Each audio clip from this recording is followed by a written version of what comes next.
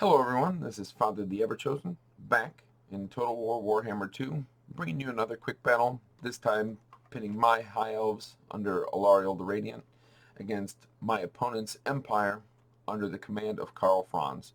So as always, we're going to go through my opponent's army first, and then we'll shoot back over and take a peek at mine. So for a front line, my opponent has decided to bring 3 halberdiers. He also has 2 more halberdiers on the flanks, bringing their total up to 5. He has 2 regular greatswords, and then he has a line of 3 handgunners. As I said before, Karl Franz is sitting here leading the army. He has the Hammer of Witches, a regular great cannon, and the Sunmaker. Shooting back over to my army, we have 2 War Lions of Trace over here. We've got 2 regular spears, the Scions of Mathlan, 2 Silveran Guard, 2 regular archers, the Talons of Torquelada, Alarielle the Radiant, and 2 nobles on foot. Alarielle brings in her spell repertoire Banishment, Earthblood, and Tempest, and I brought that just in case Karl Franz ended up on Deathclaw, which, of course, he did not. But I thought that insurance was worth the cost. I brought both nobles on foot in case my opponent had cavalry. They'd be a good unit to have, and also keeping them on foot keeps them near my other troops. And as you can see, there's an effect going on. Each of my nobles are carrying the sacred incense, increasing missile resistance all around here. So not only do all of my spears have silver shields, which confer that 55% block to small arms fire from the front, they also have missile resistance. I think it's a pretty inexpensive way of keeping most of your units well and alive. And then over here on my right flank, I did end up bringing a Flamespire Phoenix. So when we jump into this battle, my opponent has kind of deployed in a pretty perfect area. I'm going to have to walk all through this like swampy area. It's going to slow down my units a bit. And of course, he's going to be able to use the Sunmaker and the Hammer of Witches the entire time that I'm advancing. So as soon as I see this going on, I move my War Lions to intercept and my Flamespire Phoenix to intercept. My units will be taking a beating. They're losing lots of health, but not necessarily unit models. So the Spearmen have lost maybe an eighth of their health, but they've only lost 2 unit models. For some reason, my opponent does not move his handguns to attack my Flamespire, and originally I'm going to go and take out their artillery. But instead, I decided to cut down his line since he decided to deploy in this straight line fashion. And I do a bit of damage to the greatswords, but you'll see in a moment, these handguns in the middle, I really do a number on them, bringing them, this one to half and this one to about a fourth of its health. And then I decide to attack the war machines.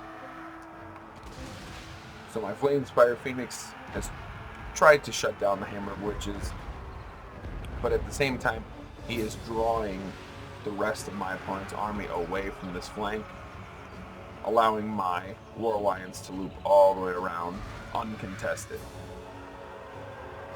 And at this point, my main troops are no longer really being fired upon save for by handguns, and Alarielle gets this nice little pocket of troops and drops her banishment spell.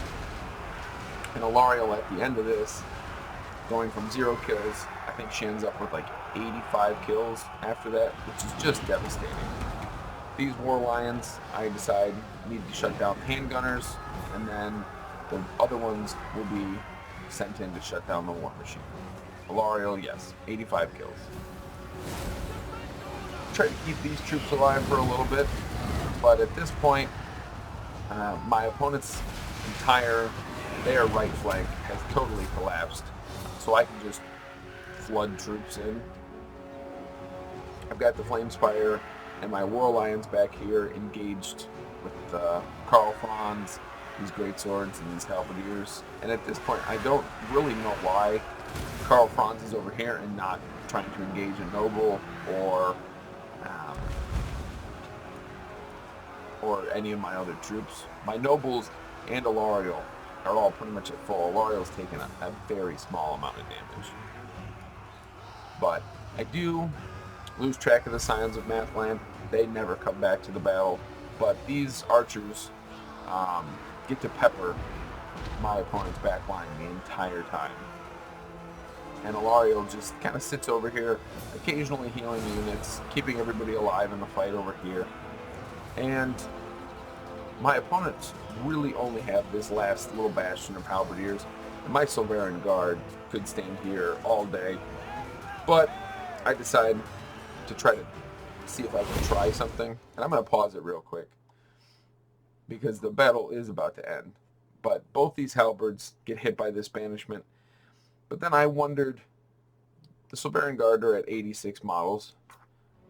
I end up dropping the Star of Avalorn down just to see if the Star of Avalorn could mitigate the damage. And I didn't really get a good test on it because, like I said, the battle ends right away.